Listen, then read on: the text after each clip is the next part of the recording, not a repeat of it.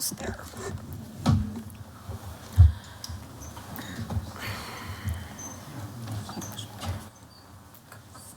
Okay, close enough. All right, I call the regular meeting for the Milliken Board of Trustees for March 13th, 2024 to order. Please rise for the Pledge of Allegiance. I pledge allegiance to the flag of the United States of America and to the republic for which it stands, one nation under God, indivisible, with liberty and justice for all. Thank you. Will the town clerk please call roll? Trustee Beckman? Here. Trustee Dean? Here. Trustee Lane? Here. Trustee Meisner? Here. Trustee Wakeman? Here. Mayor Austin? Here. And I'd like to note that Mayor Pro Tem Ehrlich is absent. Okay. Does anyone have any additions or deletions to the agenda? I have one. We need to add an action item to after the executive session regarding the town administrator's salary. Anything else? I'll take a motion. I move to approve the agenda as amended. Second. Town clerk, please call for a vote. Trustee Dean? Yes. Trustee Lane? Yes. Trustee Meisner? Yes. Trustee Wakeman? Yes. Trustee Beckman? Yes. Mayor Austin? Yes, Motion carries. thank you. Do we have any citizens' comments this evening? Anybody that would like to address the board? No citizens' comments? We'll move on to the meeting minutes. Is there any discussion or comments on the meeting minutes of February 28th, 2024? Hearing none, I'll take a motion. I move we approve the minutes of February 18th, 28th. 28th, 2024, sorry. Second. Town clerk, please call for a vote. Trustee Lane? Yes. Trustee Meisner? Yes. Trustee Wakeman? Yes. Trustee Beckman? Yes. Trustee Dean? Yes. Mayor Austin? Yes, Motion carries. thank you. Next up is the town administrator's report. Administrator Powell. Thank you, Mayor and trustees. So I'm sure a lot of you have seen our parks crews out. They are aerating the parks in town, taking advantage of the weather that we've been having and getting a lot of it done before this nice rain that we're now receiving and snow potentially this evening. They've cleaned up the landscaped areas and are installing fresh mulch. They're also adding crusher fines to the trails around the lakes and getting those packed down. So they've been out there busy, still pruning trees and just taking care of some of these spring cleanup items, if you will. Staff has met with the Meadow Farms developer and his attorney on February 27th. They were supposed to get back to us regarding landscaping and the equestrian trail. And they were also going to reach out to the Meadow Farms HOA regarding the monument signs. They have not gotten back to staff as of yet, and to my knowledge, they have not contacted the HOA. So tonight, I received an email from our emergency manager, John Davis. So I wanted to discuss what his briefing was with the National Weather Service. So according to them, they're touting the storm as the most significant Colorado snowstorm in 3 years. However, Mother Nature is continuing to create challenges for the National Weather Service to provide clearer forecasts for our area specifically and Weld County generally. For now, our area was downgraded to winter weather advisory, but that may be misleading. Our area straddles the edge of the storm, and the National Weather Service stressed that there will be some pockets within Weld County that will experience conditions worthy of winter storm warning criteria. Purely as a reference point, our friends just south of us in Frederick and Firestone area are very likely to receive 8 to 12 inches of snow.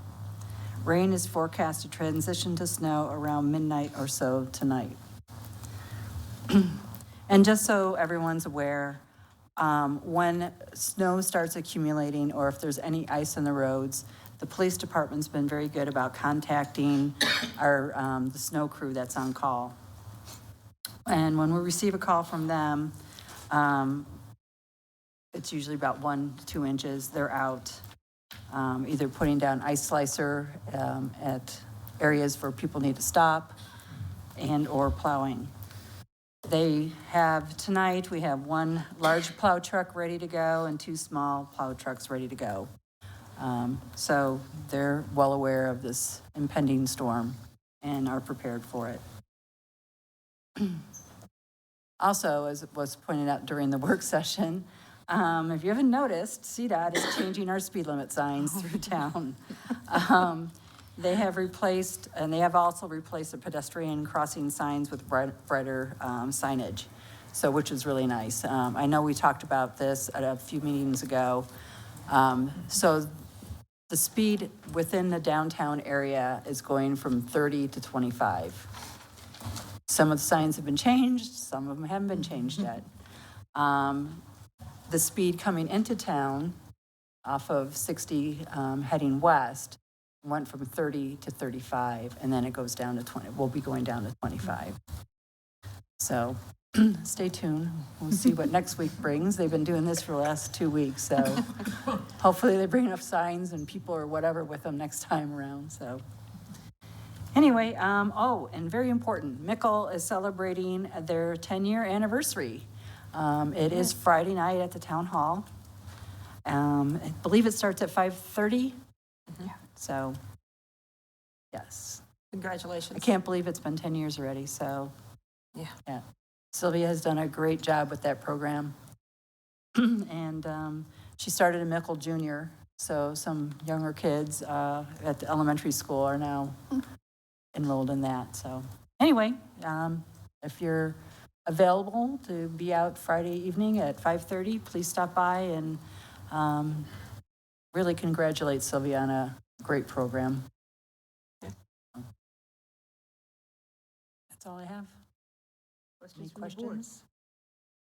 Any questions? No? Well, let's just keep an eye on those signs as we go 55, 35, 20, 35, 30. And please understand, it's not the town, that's CDOT so that's doing this, so. Just wondering, Chief, how are your officers writing tickets for that? Is it kind Okay, just checking. Are you guys gonna put, when they're all done, are you guys gonna put one of your radars out there, or? Okay. Last week, yeah. Okay, I was out of town, yeah. Okay. Okay. Thank Potato, you. potato. Yeah. All right, thank you for that report. We have nothing on the consent agenda, so we'll move to the action agenda. First item is the consideration and approval of a boundary agreement between the towns of Milliken and Johnstown. Cheryl Powell, Town Administrator. Yes, thank you again, Mayor and trustees. So I'm kind of excited about this agreement. It's been over 1.5 years in the making. I started it after a conversation I had with Matt Lesurf, Johnstown's town manager. We thought it would be a great idea to construct something like this. And so here it is. Is it perfect?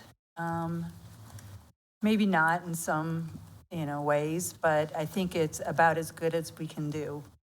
The important factor is there will be a boundary between the two municipalities where we don't have to feel threatened that our neighbors to the west will be infiltrating further to the east.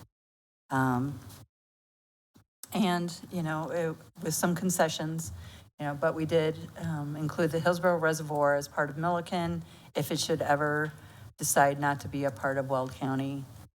And I think that's a huge win for us as far as having that amenity be a part of our town if it ever happens that way. We've talked about this agreement. I don't know if you have any questions, concerns.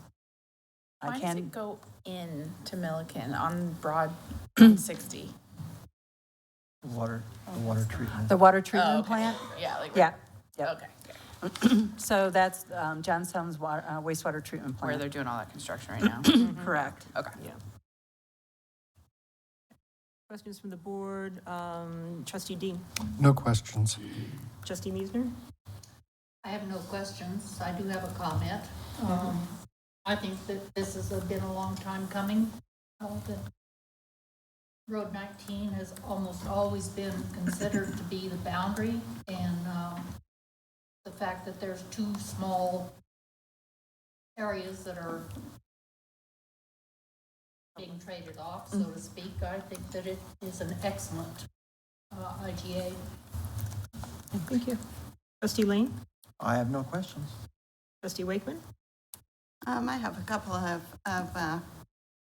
clarifications on it, and of course, you all know that I have some concerns about the Leahy property, but I certainly see that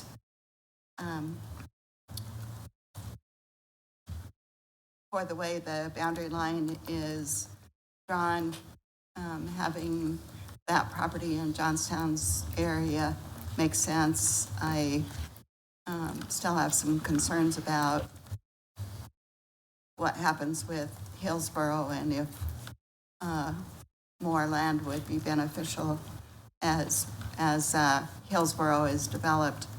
I really appreciate Johnstown being willing to let us have Hillsborough since we've invested money there already. One of the points that I wanted to clarify, and I think maybe I just misunderstood this, but in the section of the agreement that says if Johnstown or Milliken does not want to annex a certain property, it will it would be allowed for the parties, for the other town to consider annexation of that property. I don't want to say parties because that's what's in the agreement, but part of what I was picking up when we were first talking about that was that can this be property owner initiated, or is it strictly between Johnstown and Milliken? Is that so? If I had property in the Johnstown area and wanted to annex to Milliken, would I have the choice, or does this agreement preclude what I, as a property owner, would want to do? So I think that first, for example, if the property was on the Johnstown side, Johnstown would have to, in essence, say, we don't want to annex it. And then the owner would have the choice of coming to Milliken. But it's not unilaterally with the owner. In other words, an owner on the other side, if they come to Milliken, Milliken has an obligation under this agreement not to annex, but to refer them to Johnstown.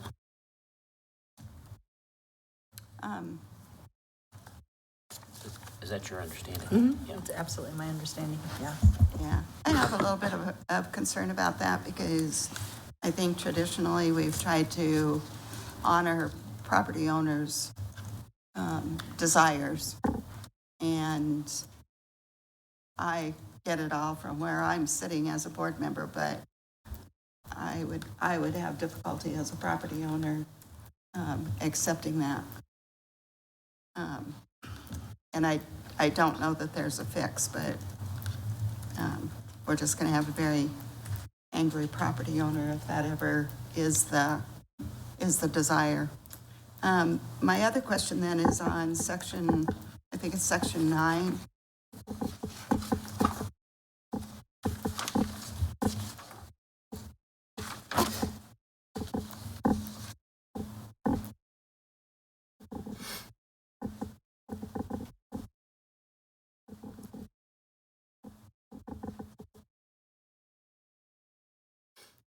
So what I'm understanding from this is if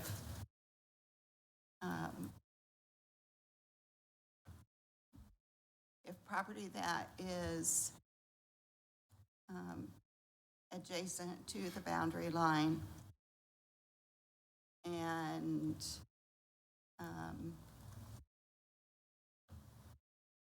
let's see. What I'm concerned about is our frontage on Road 54, 402. If that turns into Freedom Parkway and turns into commercial development, and the property adjacent on the south side of 54, I think because of this section of this agreement, Milliken could end up losing a fair amount of, either town could end up losing a fair amount of frontage for that commercial development. Did you discuss that in the development of this agreement, and what was the resolution of that? On 54 and 19? This is just County Road 19. But my understanding from the map is that it goes to County Road 54, and 19 is the boundary line. I'm sorry, I don't have a copy of the map here.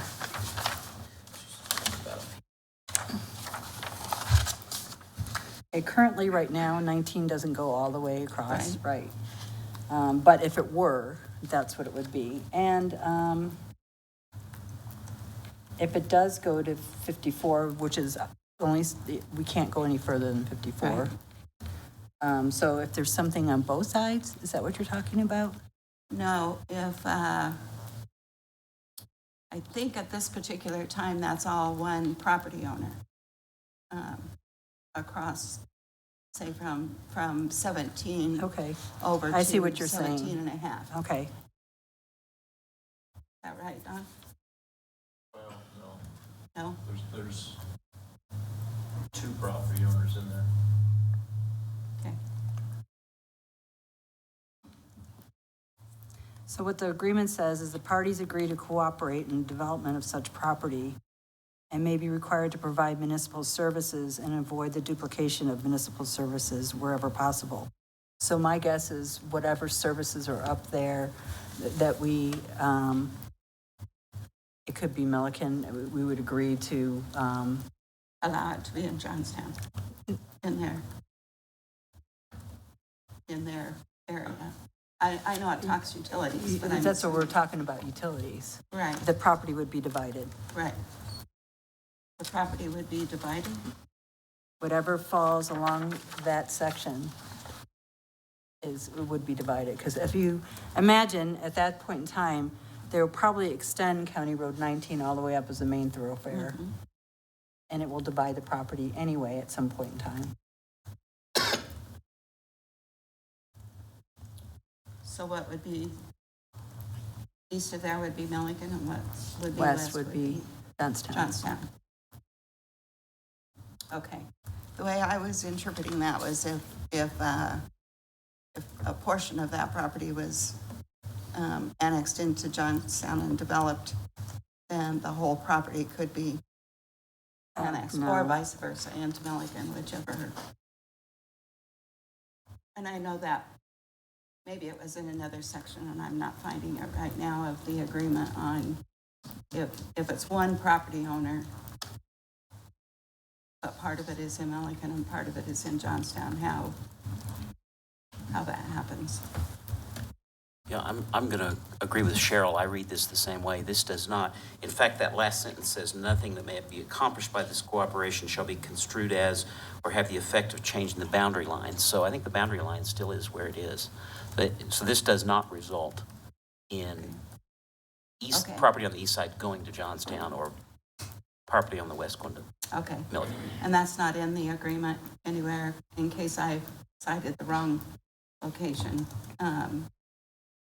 that one property owner I don't believe it is. would go all one way or the other. No, I don't recall that in here. No, I No, don't it's think not in that's in there. there. Okay. No, because we even created a buffer going all the way up 100 feet. to do that separation between the The green belt, municipalities, the greenbelt area.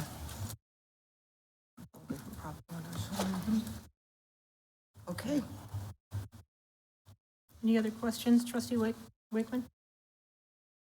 No, thank you. Did you get your question answered, trustee Becker? Yes, I'm good. Thank you. All right. If there's no further questions, I'll take a motion on the matter. I move to approve the boundary agreement between the town of Milliken and the town of Johnstown as presented. Second. Town clerk, please call for a vote. Trustee Meisner, Yes. trustee Wakeman, Yes. trustee Beckman, Yes. trustee Dean, Yes. trustee Lane, Yes. Mayor Austin. Yes. Motion carries. Thank you. Next item on the agenda is consideration and adoption of ordinance number 813, an ordinance increasing the automatic annual usage fee, presenting as Wade Nickerson, Finance Director. Good evening, Mayor, trustees. This ordinance is to present a change to the automatic annual update of the water, including non-potable water and sewer rates, as well as implementing the same automatic annual increase to the storm drainage fund. This come up during the 2024 budget work sessions. Currently, the code requires a 2% annual increase to those rates, and the board felt that that was potentially too low to meet the ongoing increased costs to operate those utilities. And so 4% was the number that was sort of agreed upon at that point in time.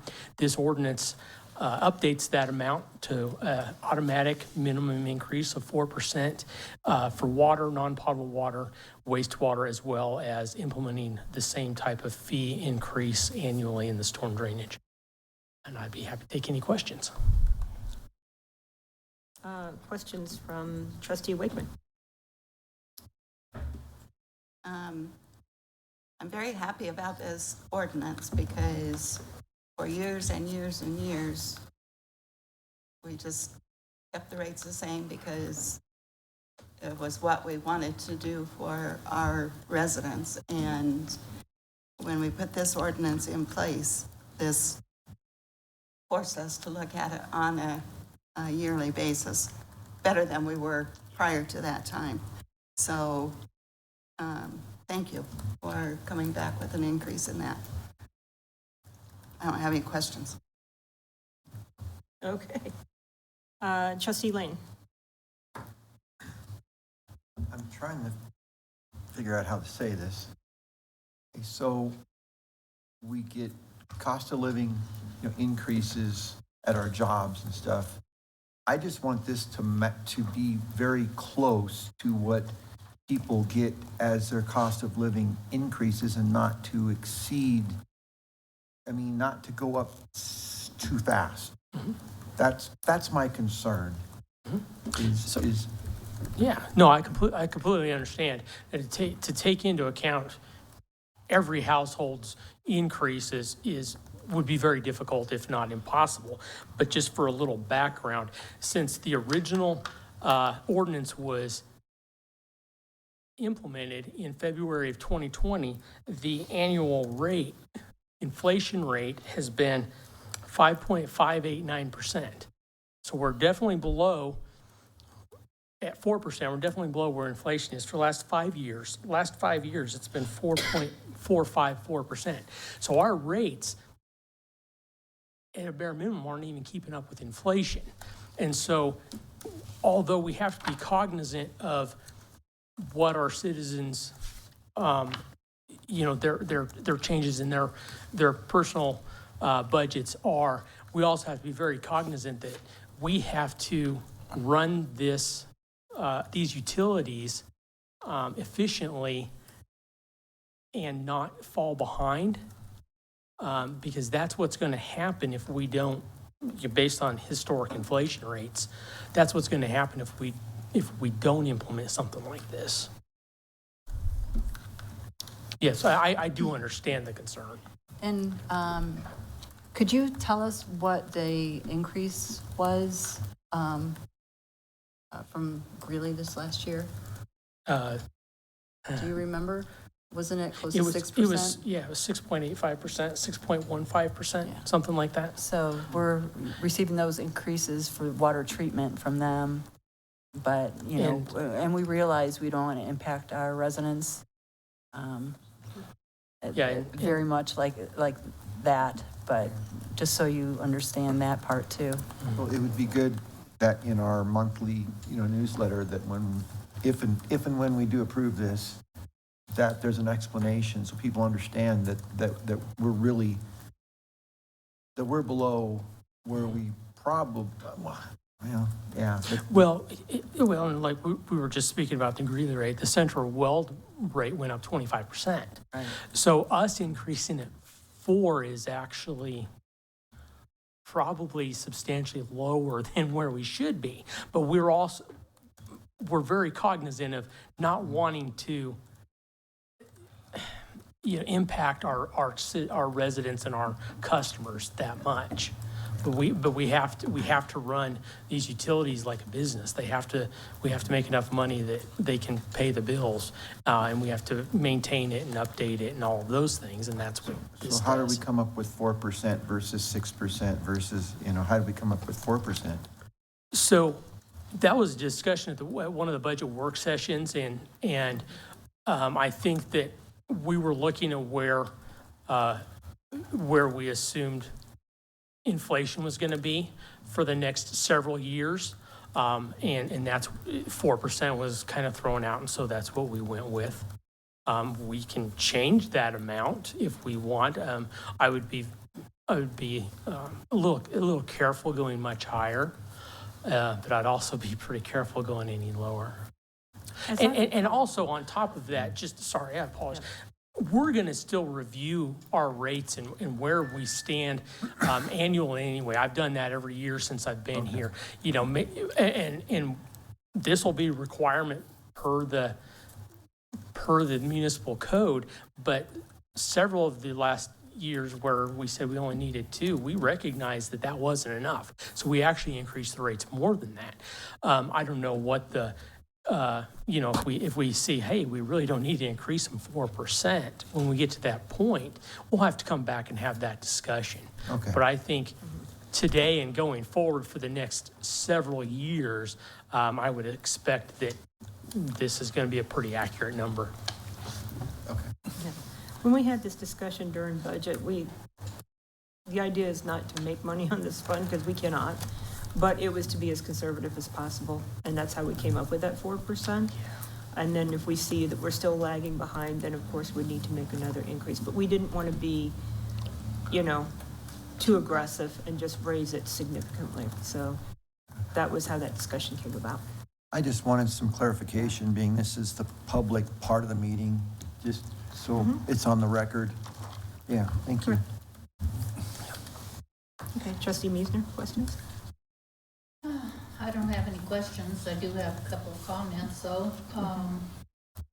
Regarding the increase, is that going to keep our water fund healthy? Or are we going to be losing money every year like we have in the past? So I will continue to do rate increases every year annually. Rate analysis, rate studies, I guess, is what I'm looking for. And so if we come to the conclusion that 4% is not enough, we'll have to ask for a higher increase than that, and then the board will have to approve that at that time. I think that the idea of the 4% is that it's automatic, so we don't have to think about it. But it's just been my practice in my history to do those analysis every year to make sure that the water fund, the stormwater fund, the wastewater, we want to make sure that those stay solvent. And so we may ask for higher increases if the 4% does not prove to pan out to cover our expenditures. Now, I can remember in the past when Greeley and Central Weld raised their costs significantly to the town, and we did not raise to the town people, and the water fund was not very healthy at that point in time. I mean, every month the town lost money on the water because the rates weren't high enough to cover the costs. Yep. Yes. And I guess that would be my concern, that we do need to keep that up. Yeah. I know water is expensive, but maybe conservation is a little less expensive. Right. Well, and that's part of it is, you know, I think we do a pretty good job of really watching our expenditures. We don't let any of those monies go, you know, unwatched, or, you know, we don't let them spiral. And so that helps a lot with keeping the funds solvent. But yeah, we will definitely have to look at that, because we don't, you know, if we see that our expenditures are going up 20 or 25% across the board everywhere, 4% will not be enough. That's a concern. Yep, Because yep. with Central Weld raising their rates 25%, that's a very healthy increase. Yeah, yep. Yeah, and so that's part of why we'll continually look at them to make sure that we keep those funds solvent. Thank you. Trustee Beckman, any questions? Nope, no questions, thanks. Trustee Dean? Yeah, I understand the need to raise it. I guess I would like to see us be more proactive in analysis and tying the rates to that analysis rather than just an automatic year after year, and maybe raise it some more. You know, you think about it, that's a 20% raise over 5 years, and we probably will need it, but and perhaps more, but I would like to see it on a more proactive basis where you look at it in detail at least every couple of years. Just an overview analysis takes time, but an in-depth, thorough really takes some engineering experience in my background. And I think we might want to look at that on a periodic basis, like I say, not every year, but at least every couple of years, to make sure our funds are keeping up with the expenses and what the needs are. You can put it on our project list for Pardon? next year. Put it on our project list for next year. Thank you. I have another question, Mayor. Sure. I know we're talking in percentages. Do you have any idea approximately what actual dollar amount this is for our residents? And I know it varies, but. No, I didn't do any of those calculations at this time, because we're not actually raising the rates at this point in time. I usually provide those numbers when we actually raise the rates, which is generally in December for a January start. So I didn't do any of those calculations. Okay, thank you. Any final questions? All right, discussion is finalized. I will take a motion on the matter. I move to adopt ordinance number 813, increasing the automatic annual usage fee for water, including non-potable water and sewer, and adding an annual automatic fee increase for stormwater services. Second. Madam Clerk, please call for a vote. Trustee Wakeman? Yes. Trustee Beckman? Yes. Trustee Dean? Yes. Trustee Lane? Yes. Trustee Meisner? Yes. Mayor Austin? Yes, Motion carries. thank you. Thank you. Next item up is consideration and approval of resolution number 24-09, a resolution opposing parts of House Bill 24-1152. Presenting is Pepper McClanahan, Community Development Director. Good evening, Mayor and trustees.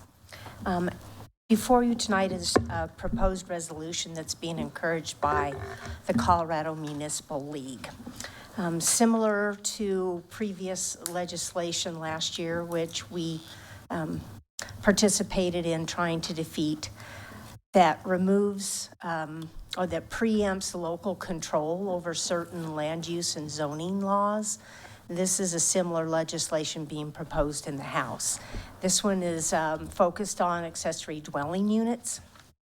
And basically the changes that it proposes for towns would be that we could not require any special review for ADUs, and we would have to allow them as a use by right every place that there's detached accessory single-family dwelling units allowed in every district. So they propose through this legislation that these ADUs would be approved through an administrative process only, which restricts the town's ability to require an elevated review through public hearing, a recommendation, or a decision by elected or appointed public body or a hearing officer. So one of the reasons that this proposes that is because they want to be able to expedite review processes to facilitate the construction of these. It also restricts our ability to deny anything between 500 and 800 square feet in size. And there are a number of other things that really would not be necessarily in the town's favor or in the favor of the citizens. They would have less of a voice under this legislation. So CML reached out. They also went down to the hill, or up to the hill, whichever, and had a number of municipalities present with them to testify. It did move on regardless of that testimony, and so they sent out an action alert, I call it an action alert, to the towns, the municipalities, with a sample ordinance to adopt, to oppose this legislation. So that is what is before you tonight, and I apologize, I didn't catch that the town cloud dropped the House Bill 24-1152 from your agenda packet, so I have a copy up there for all of you.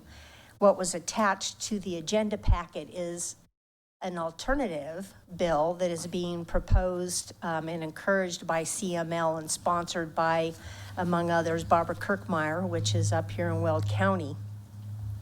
And I'm happy to go over some of those changes, but this is just a high-level introduction to both of these. I did look today and I wasn't able to find what the disposition of this bill is. It's supposed to be the House bill, supposed to be moving on to the Appropriations Committee, but I have not seen that on their agenda. So I'm happy to answer any questions or provide any additional information to you. Questions, Trustee Dean? No questions. Trustee Beckman? No questions. Trustee Meisner? Well, I kind of perused this House Bill 24-1152. It looks like it was is something that is they're going to try to Californicate in Colorado again, because it looks like it's all from California. It does reference a number of studies that were conducted in California. That is correct. I don't think we want Colorado to be in the same position that California is, and I certainly don't want Milliken to be in the same position that Los Angeles and some of the other large communities in California are. Mm-hmm. Trustee Lane? I have no questions. Trustee Wakeman? No questions, thank you. All right, well, this is very concerning, just for clarification. So these are accessory dwelling units that somebody could put in their backyard for someone to live in.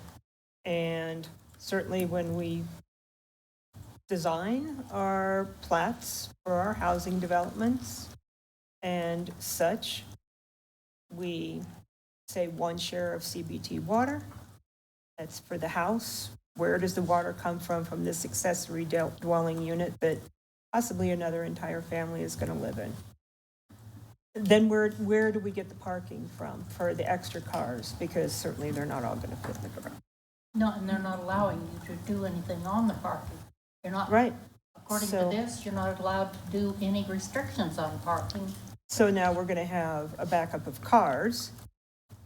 And then the big question is how do you access this accessory dwelling unit from the front to get to the back? A lot of our setbacks are only like 5 feet. So let's start with the setbacks and the access. Right, so basically, it compares it to other accessory buildings in the legislation for setbacks and some of the other, what I call dimensional requirements. Our accessory structures really are truly that. They're not designed to be occupied. They're typically things like sheds or shops or garages, detached buildings such as that. And we do have lesser setback requirements for those types of structures than we do a primary structure or an addition to a primary structure. They would have to meet the same setbacks as the primary dwelling unit. So it does restrict that. The water is also, if this were to pass, we would likely need to make some changes to Chapter 13, our utility code, and make some decisions about, do these accessory dwelling units tap into the existing service lines for water and sewer so that it's metered? There is no reference in here to how we manage water. All the water that's referenced are in these studies that are used to justify the bill or to support the bills, the tenets of the bill. They don't really address that. The Senate bill does, actually, that's being proposed by CML. I don't know if it's going to help us with the water, but those would be some decisions and some question marks that the town would need to work through if this bill does pass. If we made them put in a second meter, though, then they could subdivide that property technically, couldn't they? It would be, that's a good question, because it also prevents us from being able to restrict minimum lot size.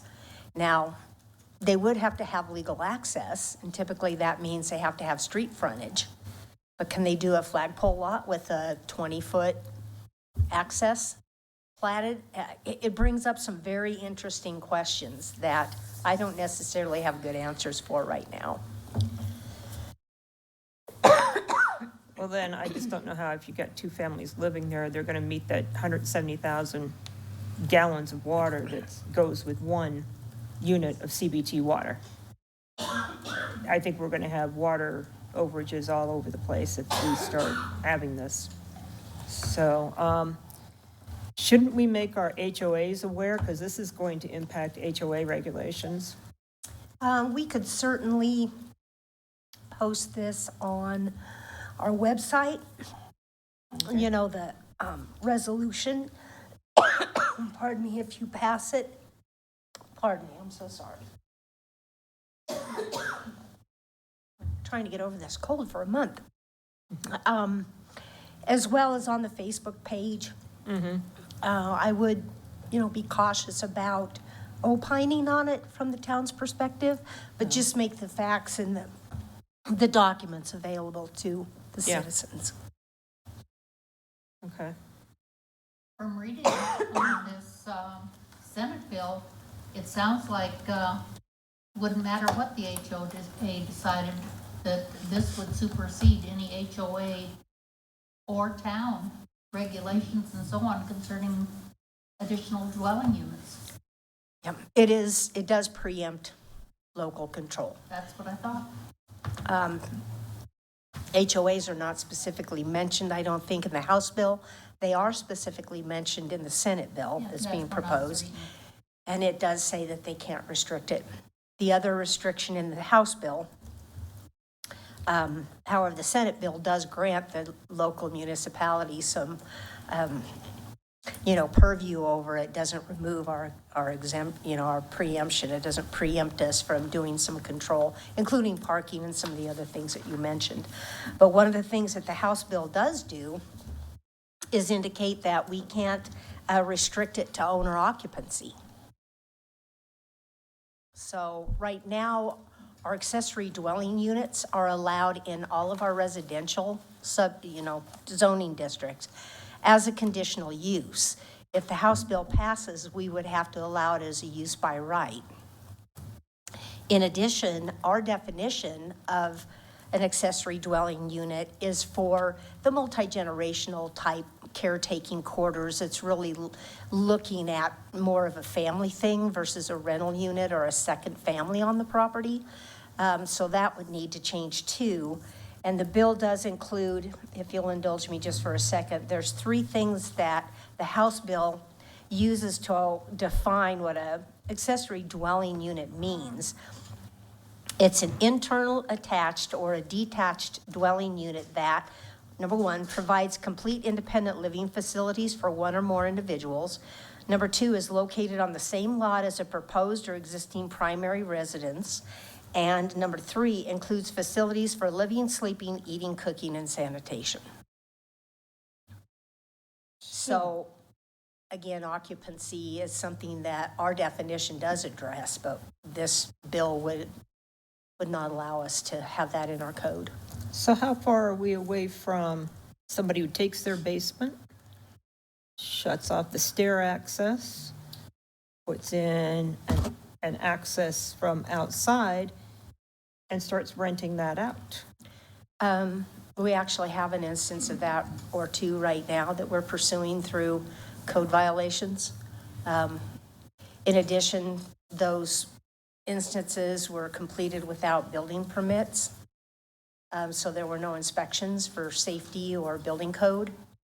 The House bill, incidentally, does allow us to apply safety codes of building, fire, those types of things, stormwater. So there is some concession there, which is nice. But yes, we understand that housing is an issue. Everybody knows that. Affordable housing is an issue. We understand people are doubling up in order to save money and that type of thing. The questions that I have as a planner are, can we build our way out of the housing crisis? Is building the only solution? Building more units? And if we shrink back, what do we do with those additional structures? Because they're designed to outlast all of us. You know, the built environment is a 100 to 150 to 200 year choice. So I've been attending a lot of APA classes online, and there are many that are asking the same question, and there are many planners and other folks that don't believe that building is the only solution to the housing crisis, that you can't build your way out of a housing crisis. So we need additional tools in our toolbox to address this, a lot of which we don't control as a local government. All right, well, I appreciate your thorough research on this. Further questions from the board? Just open discussion. Okay. We'll keep in touch with you with CML as they update us. And we may be bringing a supportive resolution to you at your next meeting for the Senate bill. We'll see how that goes. All right. If there's no further discussion, I'll take a motion on the matter. I move that we adopt resolution number 24-09, a resolution of the town of Milliken in opposition to accessory dwelling units. Preemptions, I'm sorry, in House Bill 24-1152. Second. Town clerk, please call for a vote. Trustee Beckman? Yes. Trustee Dean? Yes. Trustee Lane? Yes. Trustee Meisner? Yes. Trustee Wakeman? Yes. Mayor Austin? Yes. Motion carries. Thank you. All right, next up is the authorization to purchase storm drainage culverts. John Ravis, Streets and Facilities Director.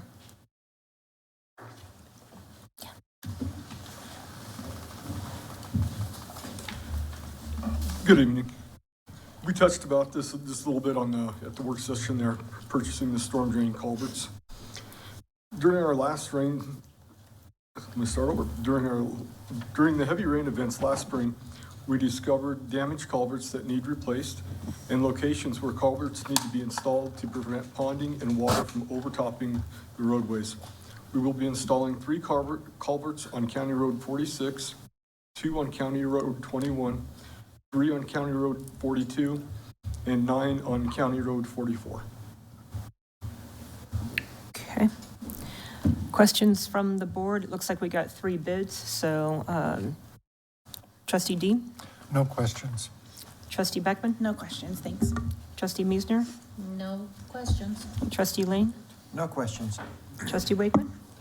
Nothing, thank you. Okay, thank you. Does DBC have these in stock, and do we have an estimated installation time with our weather issues happening? Yeah, the DBC does have this in stock at their Denver location. And delivery times, 1 to 2 weeks. And once we place the order, I'll see exactly when the lead time is, then we'll get locates called in to these locations. And we'll be out in the field, replace them probably within 2 weeks. So we're looking April timeframe? Yeah, Yeah. Will you be able job. to install them yourselves? yeah, we sure will. Okay. Great. Any further questions from the board? I'll take a motion on the matter. I move to authorize the mayor to purchase storm drainage culverts from Denver Brass and Copper for $17,782.82. I second. Town clerk, please call for a vote. Trustee Dean. Yes. Trustee Lane. Yes. Trustee Meisner. Yes. Trustee Wakeman. Yes. Trustee Beckman. Yes. Mayor Austin. Yes. Motion carries. Thank you. Next item is the authorization of construction agreement with A1 Chip Seal Company. John Ravis, Streets Facilities Director.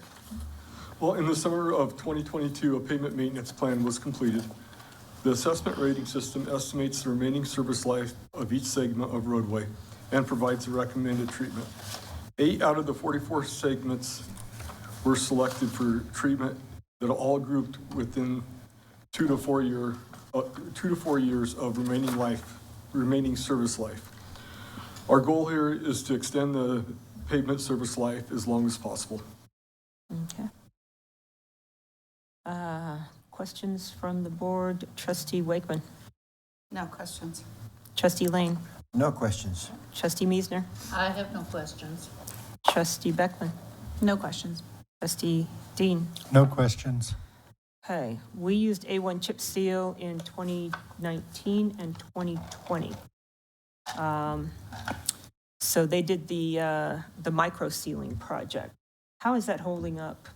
Tell you what, over at Mad Russian, the existing cracks are starting to break through the microseal surface, but overall, where they done parts of it in Old Town, that's holding up very well. So it is extending the life of our roads as expected? Oh, it is by far. Why do you think this is happening up in Mad Russian? Do you have any You know, I idea? wasn't there, so I can't tell you, the history behind it. But I don't know if they went in and if they crack sealed prior to putting the micro surface down. If they crack sealed, that would have prevented, some of these from coming through. But nothing's a guarantee that even with the Cape seal, eventually in time, the cracks will eventually work their way back up. Okay. All right, so they did a good job for us. They did.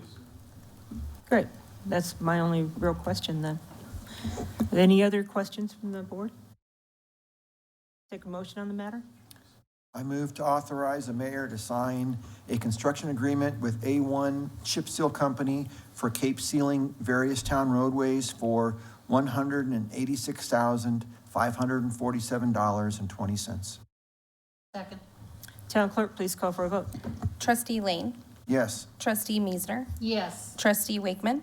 Yes. Trustee Beckman. Yes. Trustee Dean. Yes. Mayor Austin. Yes. Motion carries. Thank you. All right, next item on the agenda is employee performance reviews, and it's calling for an executive session. I move that we enter executive session pursuant to section 24-6-402 4F of the Colorado Revised Statutes for the purpose of considering personnel matters related to the town clerk, Carrie Reinberger, town finance director, Wade Nickerson, and town administrator, Cheryl Powell, and specifically for the purpose of completing performance reviews. Okay, do I have a second? Second. Town clerk, please call for a vote. Trustee Meisner. Yes. Trustee Wakeman. Yes. Trustee Beckman. Yes. Trustee Dean. Yes. Trustee Lane, Yes? Mayor Austin. Yes. Motion carries. Thank you. And the meeting will be trustee Wakeman, trustee Lane, trustee Meisner, trustee Beckman, trustee Dean, administrator Powell, finance director Nickerson, town clerk Reinbarger, and town attorney Matthew Gould.